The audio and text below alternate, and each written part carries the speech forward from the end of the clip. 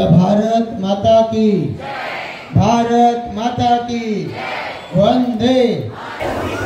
आज खारघर में हम सभी के बीच में हमारे महाराष्ट्र के भारतीय जनता पार्टी के नेता और महाराष्ट्र के 2014 से लेकर 19 तक मुख्यमंत्री के बतौर जिन्होंने काम किया, और जब पार्टी ने कहा कि आप अभी सत्ता में नहीं हो तो आपको विरोधी पक्ष नेता बनना पड़ेगा, विरोधी पक्ष नेता बने। और पार्टी ने तय किया कि पार्टी के सपोर्ट पर सत्ता आ रही है, पर फिर भी आप मुख्यमंत्री नहीं बनेंगे। सबसे ज्यादा 105 विधायक आपके हैं, आप मुख्यमंत्री नहीं बनेंगे, लेकिन 40 विधायक वाले माननीय मुख्यमंत्री एकनाथ शिंदे जी ये मुख्यमंत्री बनेंगे। तो पार्टी के आदेश के ऊपर उप मुख्यमंत्री बनने को तैयार हो गए। तो जो जिम्मेदारी पार्टी ने सौंपी उसे पूरा करने के लिए हरदम तैयार रहने वाले हमारे महाराष्ट्र के देवा भाऊ यानी देवेंद्र फडणवीस जी, इनके सम्मान में आज खारघर में संपन्न होने वाला ये कार्यक्रम। इस कार्यक्रम के लिए हम सभी के बीच में उपस्थित भारतीय जनता पार्टी की और पनवेल कॉर्पोरेशन, पनवेल महानगर पालिका की महापौर डॉक्टर कविता चौतमोल जी, आज यहाँ पर उपस्थित खारघर भारतीय जनता पार्टी के अध्यक्ष प्रवीण पाटिल जी, मंच पर उपस्थित हमारे अभिमन्यु पाटिल जी, यहाँ पर उपस्थित ब्रिजेश पटेल जी, यहाँ पर उपस्थित हमारी महिला मोर्चा की अध्यक्षा साधनाताई पवार, यहाँ पर सभी हमारी महिला पदाधिकारी, सभी हमारे पुरुष पदाधिकारी, खारघर के और पनवेल महानगर पालिका के सभी नगर सेवक, यहाँ पर उपस्थित हमारे सारे सहयोगी, सभी यहाँ पर उपस्थित, आप ये आज जिस कार्यक्रम में आई है, इस कार्यक्रम को यशस्वी बनाने के लिए मेहनत करने वाली खारघर भारतीय जनता पार्टी महिला मोर्चा की हमारी सारी सहयोगी कार्यकर्ता, सभी यहाँ पर उपस्थित हमारी सारी लाडली बहनें। कितने बहनों को महाराष्ट्र सरकार का 1500 रुपया मिलना शुरू हो गया? हाथ ऊपर कीजिए। 1500 रुपया मिलना शुरू हो गया, हाथ ऊपर कीजिए। 1500 रुपया जिनको मिला है बहुत बहुत धन्यवाद, हाथ नीचे कर लीजिए। आज भारतीय जनता पार्टी के हम सभी पदाधिकारी कार्यकर्ता हैं, सभी मिलकर आज आप सभी को यहाँ पर आज अगर हमने निमंत्रित किया है तो भारतीय जनता पार्टी के कार्यकर्ताओं की ये जिम्मेदारी है कि आने वाले समय में आप सभी तक केंद्र सरकार और राज्य सरकार की सभी योजनाएं पहुंचे। हम भारतीय जनता पार्टी के कार्यकर्ता अपने आप को खुशकिस्मत इसके लिए समझते हैं कि इस वक्त देश के प्रधानमंत्री नरेंद्र मोदी जी हैं और ऐसे नेता भारतीय जनता पार्टी के नेता हैं, देश के प्रधानमंत्री है। इसका हमको गर्व है। क्यों गर्व है? कि मोदी जी जब से प्रधानमंत्री बने उस समय से लेकर देश के लिए उन्होंने जो काम किया है, ये काम इसके पहले कई सालों तक कोई प्रधानमंत्री नहीं कर पाया। और हम सभी जानते हैं मोदी जी के नेतृत्व में महिलाओं के लिए जो काम हुए उसका कोई यहाँ पर जवाब ही हो नहीं सकता। सबसे पहले 2014 में मोदी जी प्रधानमंत्री बने और उनके नेतृत्व में यहाँ जो काम हो पाए हैं, सबसे पहले महिलाओं के बैंक में खाते मोदी जी जब प्रधानमंत्री बने तभी खुली गए। मोदी जी ने कहा कि ये महिलाएं अपने अकाउंट में 0 रुपया डालेंगे तो भी उनका अकाउंट खुलना चाहिए। और उसके माध्यम से हमने देखा कि अकाउंट खुल गए। कुछ महिलाओं ने सोचा अकाउंट तो खोल दिया पर इसमें पैसा कहां से डाले, अपने खुद के लिए पैसा नहीं बचता, बैंक में कहां से जाकर डाले, क्योंकि इसके पहले बैंक अकाउंट उसमें हमको कुछ ब्याज मिल सकता है, इसकी हमको कोई मालूमात नहीं थी। पर जब मोदी जी के कहने के ऊपर बैंक हमारे दरवाजे पर आई और बैंकों ने हमारे खाते खुलवाए, तब हमने देखा कि एक मुश्किल समय आया कोविड का मुश्किल समय जब आया तो इन्हीं बैंक खातों में सरकार की ओर से आपके खातों में 3 महीने तक 500 रुपया डलता रहा। कितने लोगों के अकाउंट में डाला? हाथ ऊपर कीजिए। हमारे अकाउंट में डाला है, हाथ ऊपर कीजिए। इधर आगे तो किसी के अकाउंट में पैसा नहीं आया, लगता है नहीं आया, खोला ही नहीं खाता या खुल गया खाता? कितने लोगों का बैंक में? हाथ ऊपर कीजिए कि हमारा खाता तो है, इसमें भी कोई हाथ नहीं ऊपर कर रहा है। तो अभी हमारे भारतीय जनता पार्टी के कार्यकर्ताओं की जिम्मेदारी बड़ी है कि आपका खाता बैंक में खुलना चाहिए। राशन कार्ड कितने लोगों का है? हाथ ऊपर कर दीजिए कि हमारा राशन कार्ड है। ये बीच में राशन कार्ड नहीं है क्या? तो राशन कार्ड तो है बहुत सारे लोगों का। अब बताइए कि मोदी जी ने जब कोविड के लिए लॉकडाउन की घोषणा की, तब दूसरे महीने में गरीब कल्याण योजना की घोषणा की। क्या है ये गरीब कल्याण योजना? इस गरीब कल्याण योजना के माध्यम से जिन लोगों के जॉब छूट गए, जिन लोगों का काम धंधा छूट गया, ऐसे लोगों को मोदी जी ने कहा कि इनको, अगर इनके पास पीला रेशन कार्ड है, इनके पास केसरिया रेशन कार्ड है। केसरिया रेशन कार्ड समझते हैं ना? केसरिया रंग पहचानते हैं? कहाँ दिखता है केसरिया रंग? आज सबने पहना है, सबने केसरिया रंग पहना है। तो ये केसरिया रेशन कार्ड होने दीजिए, पीला रेशन कार्ड होने दीजिए, ये जिनके पास है उन सभी को हम मुफ्त अनाज देंगे 2020 साल में। अगले साल कहा 2021 में भी देंगे। कोविड खत्म हो गया, 22 में भी दिया। कोविड खत्म हो गया, 23 में भी दिया। और मोदी जी ने 2024 के जनवरी महीने में कहा अब तो आने वाले 5 साल केसरिया रेशन कार्ड, पीले रेशन कार्ड पर मुफ्त अनाज मिलता रहेगा। कितना मिलता है? कितना मिलता है अनाज? कितना मिलता है बताइए? 5 किलो। एक रेशन कार्ड पर 5 किलो, बराबर है? हर रेशन कार्ड पर प्रति व्यक्ति 5 किलो। किसको किसको मिलता है? हाथ ऊपर कीजिए। प्रति व्यक्ति 5 किलो अनाज, राशन कार्ड पीला केसरिया। बाकी हमारी बहनें क्या राशन लेने जाती? नहीं जाती, देते नहीं, जाती नहीं या देते नहीं, कोशिश नहीं करते। अभी ये सामने जो लोग बैठे हैं, खड़े हैं, इनके जरा फोटो निकाल लो और इनका घर कहाँ है पूछ लो। अब इनको लेकर आपको आपका राशन कार्ड जिस दुकान पे चलता है उस दुकान पर जाना है और प्रति व्यक्ति राशन कार्ड पर 4 नाम है तो 4 गुना 5 यानी 20 किलो। 5 नाम है तो 5 गुना 5 यानी 25 किलो और 6 नाम है तो 5 गुना 6 यानी 30 किलो। इतना अनाज, जितने नाम राशन कार्ड पर है उतना अनाज आपको हर महीने 2020 से फ्री मिलना था। अब तक नहीं लिया है तो इस महीने का जरूर ले लेना। मैं आप सभी से गुजारिश करूंगा, मैंने पनवेल के तहसीलदार जिनके अंडर ये सारा काम चलता है उनको मैंने कहा है कि आपको जांचना होगा और जो राशन दुकानदार ऐसा अनाज देने से मना करते हैं, कई जगह पे मैंने सुना 5 की जगह पर 4 किलो ही देते हैं। यहाँ पे उंगली उठ रही है, 3 दे रहे हैं, बराबर है? आपको कितना मिल रहा है? 3 किलो मिल रहा है। तो 3 किलो वाले, 2 किलो वाले, 4 किलो वाले और बिल्कुल नहीं ले रहे, वो सारे किसको पकड़ेंगे? जरा उंगली उठाकर बताइए किसको पकड़ेंगे?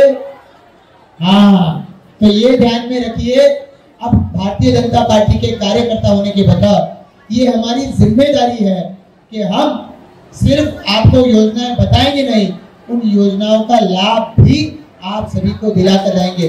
और ये तो मोदी जी की गारंटी है, ये मोदी जी की गारंटी है कि 2029 तक, सिर्फ ये चुनाव आने वाला इसके लिए नहीं, 2029 तक आपको मुफ्त अनाज आपके रेशन कार्ड पर मिलता रहेगा।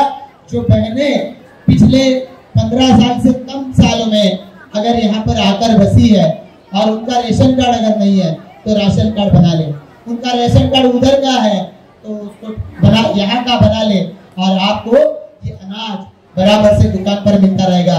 और ये नहीं है कि दुकान पर अनाज आ रहा है इसलिए कैसा भी अनाज दे दो चल जाएगा, नहीं, अच्छे क्वालिटी का अनाज ही आपको मिलना चाहिए। अगर पूरे देश में मिलता है, पूरे देश में मिलता है तो खारघर में भी मिलना चाहिए। ये मोदी जी की गारंटी है। मैं आपसे उम्मीद करता हूं कि मोदी जी की गारंटी कम नहीं होने दे, उसको खरा करने के लिए कोशिश करें।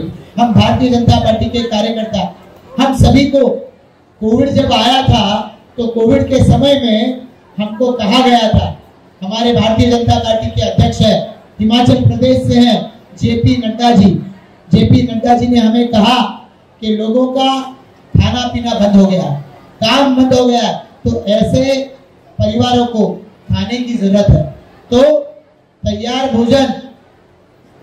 भोजन आपको लोगों को देना होगा। इसके लिए हमने खोला मोदी भोजन कम्युनिटी किचन, और खारघर का सेक्टर 11 वाला जो शंकर मंदिर है, शंकर मंदिर में भारतीय जनता पार्टी की ये टोली, ये जो दिख रही है आज यहाँ पर, ये टोली वहां पर दिन रात वहां पर लगी रही, और खारघर के सोसाइटी के लोग आगे आए, किसी ने सब्जी लाई, किसी ने चावल लाया, किसी ने तेल दिया, किसी ने नमक दिया, और ये मोदी भोजन कम्युनिटी किचन चलता रहा महीनों तक, 20 में और महीनों तक 21 साल में ये मोदी भोजन कम्युनिटी किचन आपके लिए चलता रहा।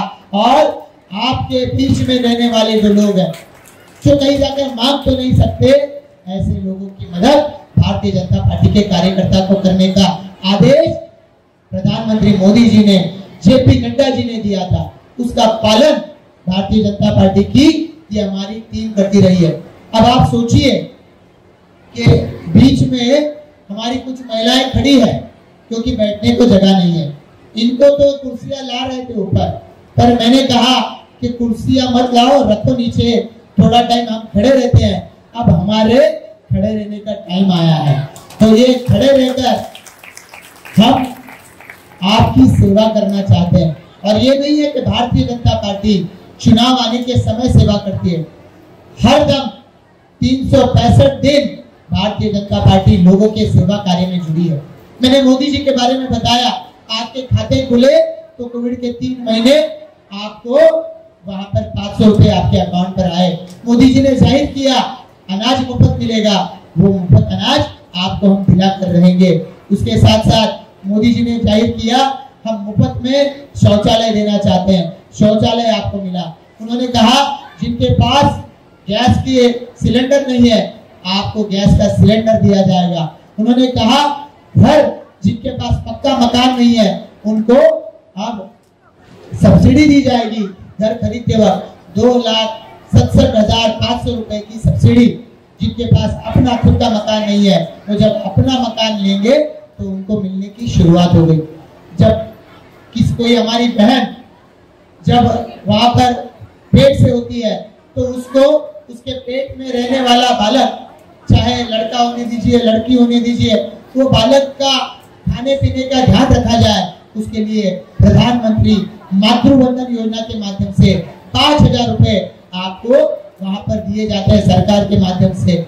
ऐसी कई सारी स्कीम सरकार आपके लिए चला रही है, आपको उसकी जानकारी होनी चाहिए।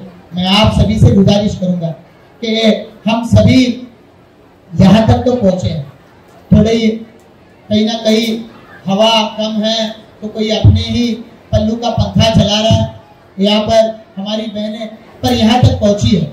अब यहाँ पर बहनें जो आई, इनमें से बहुत सारी बहनों को हमारी देश के मुख्यमंत्री ने, राज्य के मुख्यमंत्री एकनाथ शिंदे जी ने मुख्यमंत्री माझी लाड़की बहन योजना के जिसके माध्यम से 1500 रुपए आपके अकाउंट पर आना शुरू हो गए।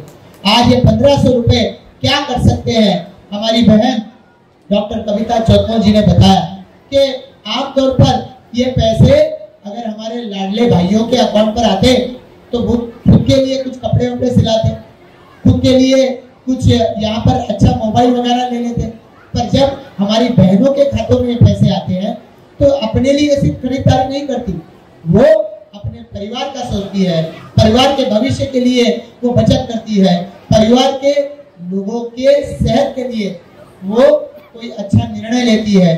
तो इसके लिए देश के प्रधानमंत्री मोदी जी एक अच्छा काम कर रहे हैं। तो मुख्यमंत्री एकनाथ शिंदे जी, देवेंद्र फडणवीस जी, अजित दादा, इन्होंने मिलकर सोचा कि हमको हमारे राज्य में ये योजना लानी चाहिए। मध्य प्रदेश से कितनी बहनें हैं, हाथ ऊपर कीजिए। मध्य प्रदेश से कोई है?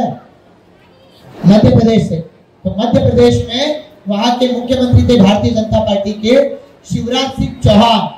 शिवराज भैया ने वहां पर योजना लाई, मुख्यमंत्री लाडली बहना योजना, नाम था लाडली बहना योजना। और वहां पर वो महीने को 1000 रुपए वहां पर देते हैं।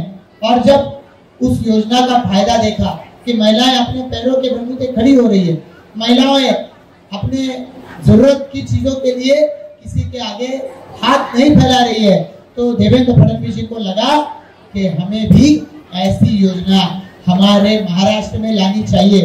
आणि म्हणून महाराष्ट्रातल्या आपल्या लाडक्या बहिणींच्यासाठी ही योजना आणली पाहिजे हा आग्रह देवेंद्र फडणवीस साहेबांनी मुख्यमंत्री एकनाथ शिंदे साहेबांच्याकडे या ठिकाणी घेतला। आणि त्यानंतर महाराष्ट्रामध्ये ही मुख्यमंत्री लाडकी बहीण योजना ही सुरू झाली। आणि त्यामुळे आज या महाराष्ट्रातल्या लाखो करोडो महिलांच्या जीवनामध्ये परिवर्तन व्हायला सुरुवात झालेली आहे। तीन इन्स्टॉलमेंट त्या बहिणीच्या अकाउंटवर आलेले आहेत। आणि आता ऑक्टोबर महिना आणि नोव्हेंबर महिना 2 महिन्याचे पैसे या महिन्याचे आपल्या अकाउंटवर यायला सुरुवात होईल। झाली सुरुवात? आलेले आहेत पैसे काय येत आहेत? कोणाच्या खात्यावर ऑक्टोबरचे पैसे आले? कोणाच्या खात्यावर आले कोणाच्या खात्यावर आले? ऑक्टोबरचे पैसे आले। आता बऱ्याचशा लोकांच्या खात्यावर या येणाऱ्या आठवड्याभरामध्ये हे पैसे जमा होणार आहेत। आता शेवटी नवरात्रोत्सव चालू आहे, तुमचाच उत्सव आहे, कोणाची छाती आहे या आठवड्यात पैसे नाही जमा करून काय करतील? नवरात्रीच्या आधी हे पैसे तुमच्या खात्यावर जमा होणार आहेत। आणि पुढच्या महिन्याचे, कारण पुढच्या महिन्यामध्ये आचारसंहिता लागणार आहे, त्या पुढच्या महिन्याचे पैसे देखील याच महिन्यामध्ये तुमच्या खात्यावरती म्हणजे 3000 रुपये तुमच्या खात्यावरती आता जमा होणार आहेत। आणि मला या ठिकाणी निश्चितपणाने खात्री आहे की महाराष्ट्र सरकार तुमच्या हितासाठी एक पावलं उचलत आहे। म्हणजे नुसते लाडकी बहीण योजना आणून थांबलेलं नाही, तर ज्यांच्याकडे पिवळं रेशन कार्ड आहे, ज्यांच्याकडे केशरी रेशन कार्ड आहे, त्यांना आता वर्षाला 3 गॅस सिलेंडर मुख्यमंत्री अन्नपूर्णा योजनेच्या माध्यमातून तुम्हाला सगळ्यांना त्या ठिकाणी मिळणार आहे। म्हणजे सिलेंडर मिळणार नाही, पण त्या सिलेंडरचे जेवढी कॉस्ट असते तेवढे पैसे तुमच्या खात्यावरती जमा होणार आहे। म्हणजे ते पैसे तुमच्याकडून कोणी काढून घेऊ शकत नाही। आता महिलांना एसटी मध्ये अर्धा प्रवास, अर्ध्या तिकिटामध्ये प्रवास हा आता करता येतोय। ज्यांना 12वीच्या वरचं शिक्षण आमच्या ज्या बहिणींना घ्यायचं आहे ते 12वीचं वरचं शिक्षण घेण्यासाठी आता या ठिकाणी पूर्णपणाने ते शिक्षण महाराष्ट्र सरकारच्या खर्चाने होणार आहे। आणि त्यामुळे निश्चितपणाने त्याच्यातून आपल्या मुली या आता चांगल्या सुशिक्षित होऊ शकणार आहे आणि त्या माध्यमातून त्या स्वतःच्या पायावर उभ्या राहतील आणि ताठ मानेने समाजामध्ये वावरू शकणार आहे। आज त्याच्या बरोबरीने मला आपल्याला सगळ्यांना सांगायचं आहे की याच पद्धतीनं महाराष्ट्र सरकारने 21 ते 65 या वयोगटासाठी योजना आणली, लाडकी बहीण योजना। आणि 65 वर्षाच्या वरच्या आमच्या ज्या माता आहेत, आमचे या ठिकाणी जे बाबा आजोबा आहेत 65 वर्षाच्या वरचे, त्यांच्यासाठी पण एक योजना आणली। कुठली योजना आणली? कुठली? मुख्यमंत्री वयोश्री योजना। मुख्यमंत्री वयोश्री योजना की या योजनेच्या माध्यमातून 65 वर्षाच्या वरचे आमचे आई बाबा असतील त्यांना आता या ठिकाणी एक रकमी 3000 रुपये त्यांना या ठिकाणी मिळू शकणार आहे। कोणाकोणाला आपल्या आई बाबांना फायदा घेऊन द्यायचा आहे? हात वरती करा। आमच्या घरामध्ये हा फायदा झाला पाहिजे। तिकडे नको वाटतं कोणाला? त्या बाजूला त्या स्क्रीनवर बघतात, मला वाटतं इकडे तिकडे बघतात, कधी बाबा थांबणार असा त्यांच्या चेहऱ्यावर भाव दिसतो। पाहिजे ना सगळ्यांना? मग आता कोणाला पकडायचंय? कोणाला? मला काही दिसत नाही. कोणाला? या सगळ्या लोकांना. तर या सगळ्या लोकांच्याकडे पाठपुरावा आपल्याला करायचा आहे आणि मुख्यमंत्री वयोश्री योजना याच्यासाठीचे फॉर्म, आणि माझी विनंती आहे की पुढच्या 7 दिवसात हे आपल्याला फॉर्म सगळ्यांचे भरलेले नसतील त्यांचे भरून घ्यावे लागतील, कारण त्यांच्यानंतर आचारसंहिता लागेल आणि आचारसंहितेच्या नंतर निवडणूक लागेल. कारण काँग्रेस पक्षाच्या लोकांनी तिकडे नागपूरमध्ये कोर्टामध्ये अर्ज दिलेला आहे. हायकोर्टामध्ये अर्ज दिला की आम्हाला ही लाडकी बहीण योजना नको, आणि काँग्रेसचं सरकार महाविकास आघाडीचं सरकार, कारण इथे शेतकरी कामगार पक्ष महाविकास आघाडीमध्ये आहे, त्यामुळे काही लोकांना कळायचं नाही की शेका पक्ष म्हणजे काँग्रेस नाही, शेका पक्ष म्हणजे महाविकास आघाडी. तर महाविकास आघाडीची लोक ही तिकडे कोर्टात गेली नागपूरमध्ये. त्यांचं म्हणणं आहे लाडकी बहीण योजना आम्ही जर सरकारमध्ये आलो, महाविकास आघाडीवाले सांगतात, आम्ही सरकारमध्ये आलो तर योजना आम्ही बंद करून टाकू. चालेल ना? लाडकी बहीण योजना बंद करावी कोणाकोणाला वाटतं? हात वरती करा जरा.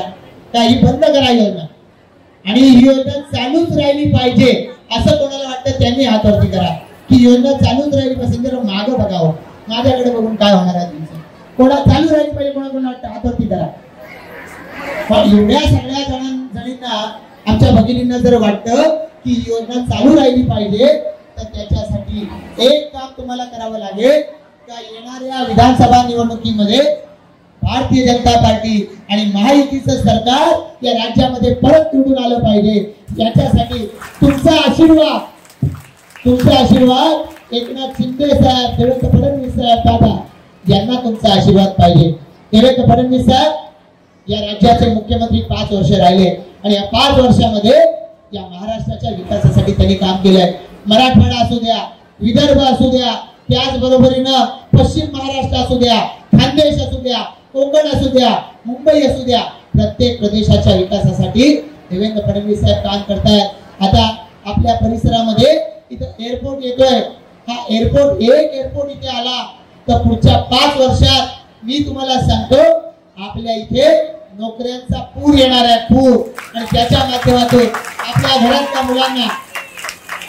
आपल्या घरातल्या मुलांना त्या ठिकाणी योग्य पद्धतीचं शिक्षण द्या, त्यांना चांगल्या पद्धतीच्या नोकऱ्या, इथून बाहेर जावं लागणार नाही. तुम्ही किंवा तुमचे या ठिकाणी घरातले लोक ती कधीतरी उद्योगधंद्यासाठी, नोकरीसाठी कधीतरी या खारघरमध्ये आली, खारघरमध्ये बसली, कारण तुमच्या गावाला नोकरी नव्हती, कारण तुमच्या गावामध्ये तुमचं पोटपाणी चालत नव्हतं. पण आता तुमच्या पुढची पिढी खारघर मधून बाहेर जाता कामा नये, याच्यासाठी भारतीय जनता पार्टी काम करणार आहे. आणि भारतीय जनता पार्टीच्या माध्यमातून तुम्हाला या परिसरामध्ये रोजगार मिळाला पाहिजे, तुम्हाला या परिसरामध्ये महापालिकेच्या सुविधा मिळाल्या पाहिजे, तुम्हाला या ठिकाणी केंद्र सरकार, राज्य सरकारच्या योजनांचा फायदा मिळाला पाहिजे. याच्यासाठी भारतीय जनता पार्टीचे आमचे सगळे कार्यकर्ते काम करत राहणार आहेत, याची ग्वाही द्यायला म्हणून या ठिकाणी हा कार्यक्रम आम्ही सगळ्यांनी मिळून आज या ठिकाणी घेतलेला आहे. आज देवेंद्र फडणवीस साहेब यांच्याबद्दल अभिमान आम्ही का बाळगतो? कारण मुख्यमंत्री होते. मराठवाड्यामधून कोणी असेल तर आठवून बघा का 5 वर्षापूर्वी 2014 साली मराठवाड्यामध्ये या महाराष्ट्रामधलं एक ठिकाण आहे, नाव आहे लातूर. लातूरचं नाव कोणी कोणी ऐकलंय? हात वरती करा. लातूर आम्ही ऐकलंय. आणि आठवा का 5 वर्षात या ठिकाणी 10 वर्षापूर्वी 2014 साली लातूरला रेल्वेने पाणी पाठवावं लागत होतं. सांगलीवरून रेल्वेने पाणी जात होतं.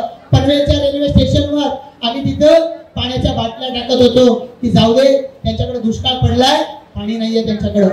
कसं काय ट्रेननी जायचं पाणी कसं बंद झालं? आपोआप बंद झालं का? या खारघरमध्ये आठवून बघूया, 10 वर्षापूर्वी लोड शेडिंग 4 तास 6 तास लोड शेडिंग होतं 10 वर्षापूर्वी. कसं आपोआप बंद झालं? कारण देवेंद्र फडणवीस नावाचा एक मुख्यमंत्री भारतीय जनता पार्टीच्या माध्यमातून उभा राहिला आणि त्यांनी एक एक करत त्या महाराष्ट्रातल्या समस्या सोडवायला सुरुवात केली. आणि मग 5 वर्षानंतर उद्धव ठाकरेंनी त्यांच्या पाठीमध्ये खंजीर खुपसला आणि सांगितलं की मला मुख्यमंत्री बनवत नसाल तर तुम्हाला मी पाठिंबा देत नाही आणि मग भाजप आणि शिवसेनेचे 170च्या आसपास आमदार निवडून आले, पण देवेंद्र फडणवीस साहेब मुख्यमंत्री बनू शकले नाहीत, कारण उद्धव ठाकरे यांनी गद्दारी केली. उद्धव ठाकरेंनी गद्दारी केली आणि स्वतः मुख्यमंत्री व्हायला गेले. मुख्यमंत्री झाले तर झाले, पण घरात बसून राहिले. घर कोंबडा अशा पद्धतीचं वर्णन त्यांचं केलं जात होतं. आणि मग त्याच वेळेला देवेंद्र फडणवीस साहेब मात्र महाराष्ट्राच्या जिल्ह्यामध्ये फिरले. पूर आला त्याच्यात गेले, करोना आला त्याच्यात गेले, आपल्या पनवेलला हॉस्पिटलला, एमजीएमला हॉस्पिटलला आले. तिथे काय चाललंय, बेड आहेत का, व्हेंटिलेटर आहेत का, आयसीयू बेड आहेत का, त्याचा आढावा घेतला. आज मोदीजींनी आपल्या सगळ्यांना 2-2 लशी मोफत दिलेल्या आहेत. देवेंद्रजींनी त्या व्यवस्थित दिल्या जातात का पाहिल्या. आणि मग विरोधी पक्षनेता म्हणून त्या महाराष्ट्रात 2.5 वर्ष काम केलं. पुन्हा या ठिकाणी महायुतीचं सरकार आलं. खरं तर 105 आमदार एकाचे आमदार आहेत 51. मुख्यमंत्री कुठल्या पक्षाचा होईल? 105चा झाला असता. पण नेतृत्वानं सांगितलं शिंदे साहेब हे स्वाभिमान दाखवून आपल्या बरोबर आले, ते मुख्यमंत्री बनतील आणि देवेंद्र फडणवीसजी तुम्हाला उपमुख्यमंत्री व्हावं लागेल.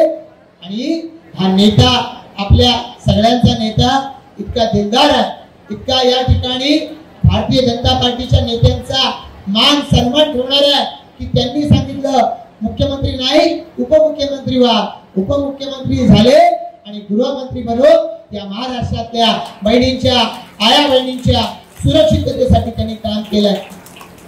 बदलापूरला काय प्रकार झाला तुम्हाला सगळ्यांना माहिती आहे.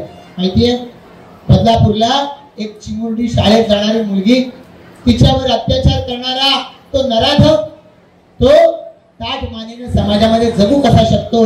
देवेंद्र फडणवीस साहेबांना अनेक बहिणींनी आकांड तांडव केलं की याला थेट फाशी द्या. दुर्दैवानं कायदा आणि या सगळ्यामुळं त्याला थेट फाशी देता येणं शक्य नव्हतं. पण नियतीचा हा न्याय होता आणि देवेंद्र फडणवीस साहेबांचे पोलीस होते की त्यांनी या जो आरोपी होता त्या आरोपीनं, त्या गुन्हेगारानं या ठिकाणी पोलिसांशी हुज्जत घालण्याचा प्रयत्न केला, पोलिसांवरती गोळी झाडण्याचा प्रयत्न केला.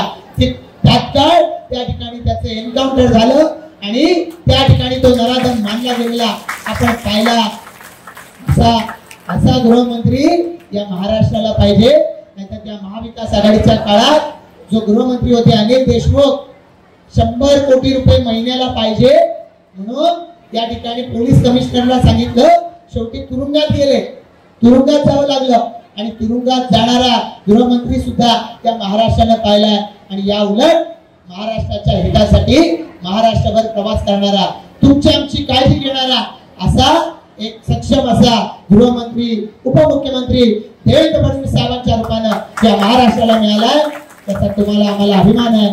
आणि म्हणून आज हे सरकार ताकदीनं काम करतंय, महायुतीचं सरकार ताकदीनं काम करतंय आणि त्यामुळे हे सरकार याच पद्धतीनं काम करत राहावं यासाठी तुमच्या आशीर्वादाची, तुमच्या शुभेच्छांची गरज आहे.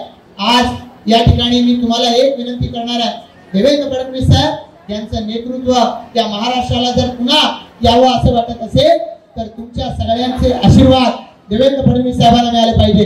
कोण कोण आशीर्वाद देणार आहे फक्त आपण ठिकाण, आशीर्वाद द्यायला कोण कोण तयार आहेत, आपल्या भावाला शुभेच्छा द्यायला कोण कोण तयार आहेत, हे हात वरती करा. तुमचं सगळ्यांचं मी मनापासून आभार व्यक्त करतो.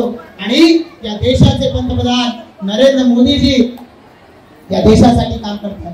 या राज्याचं सरकार एकनाथ शिंदे साहेब, देवेंद्र फडणवीस साहेब, अजित दादा यांच्या नेतृत्वाखालचं महायुतीचं सरकार तुमच्यासाठी काम करत आहे. आता या ठिकाणी आपण बघतोय नवरात्रीचा उत्सव चालू आहे, देवीचा मंडप इकडे आहे, देवीचं या ठिकाणी मंडप मागे आहे, देवीचा जागर चालू आहे. अनेक जणी उपवास करून राहिल्यात. मला खात्री आहे की मला या ठिकाणी जास्त बोलून चालणार नाही, पण एकच मागणं या देवीच्या चरणी करतो की या महाराष्ट्राला अधिक ताकदवान बनवण्यासाठी आणि या महाराष्ट्रातल्या आमच्या या बहिणींचा या ठिकाणी स्वतःच्या पायावर उभं राहण्यासाठी या ठिकाणी देवानं आणि देवीनं या ठिकाणी या महायुती सरकारला आशीर्वाद द्यावे, तुमच्या सगळ्यांचे आशीर्वाद मिळावे.